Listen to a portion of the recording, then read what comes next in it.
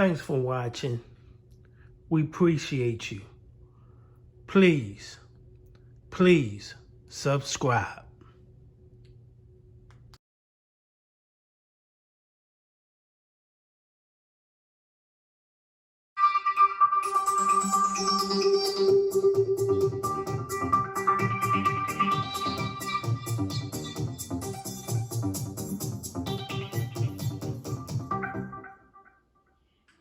Hug. That's all he said he wanted. He was pulling on my heartstrings and manipulating me. It was January 24th, 2012 in Clearwater, Florida. Melissa Domehill, just 20 years old, had a bright future studying as a nurse. She had broken up with her longtime boyfriend 3 months prior, and he wanted closure, so she gave in. He reached his arms around me for the hug that he was crying on the phone for, and the moment he squeezed me, he actually flipped a switchblade open that was hiding in his hand.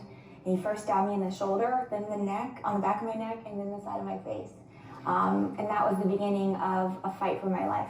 She screamed, wailed, and ran for help and landed in the road in front of her home. It's really gruesome, but that's when my mouth filled with blood, and I knew this man's here to kill me. Everything of my whole life came flashing at that moment. The brutal attack was just beginning. The ex-boyfriend would go on to stab her 29 more times with a larger knife and leave her in a pool of blood lifeless. Thankfully, 2 teenagers at a nearby park came to the rescue. My ex-boyfriend was straddling me in the road, actually stabbing me. His knees were on each side of me, and the young man pulled him off of me, and the girl was on the phone with 911 the whole time. So I think these are my angels. Dome was found by police on patrol and rushed to an ICU. I said my final prayer because I was like, this is it. Trauma surgeons worked on her for 5 hours. She flatlined 4 times and had a stroke. The blood loss was becoming too much, but Melissa fought hard. When I woke up, I couldn't believe it. I remember touching myself, touching the tube. I was intubated, and I was like, I'm alive. I am alive. I was just so appreciative. I can remember it coming over my body. I was so grateful that I was alive. And my mom was right there, and she just said, I love you.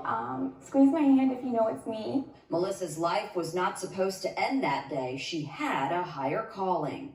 Trauma surgeon was standing at the foot of my bed and said to my mother, this girl is an absolute miracle. This never happens.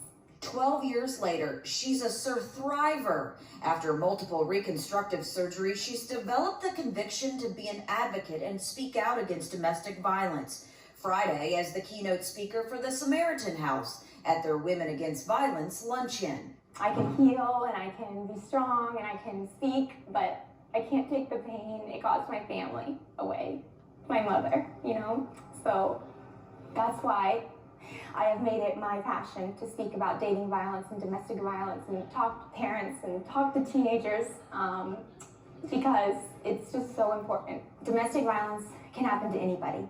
So a lot of people think it's not going to happen to me. For Melissa, each day she's fulfilling her life's purpose as to why she was spared on that horrific night. I'm Chelsea Donovan for News 3.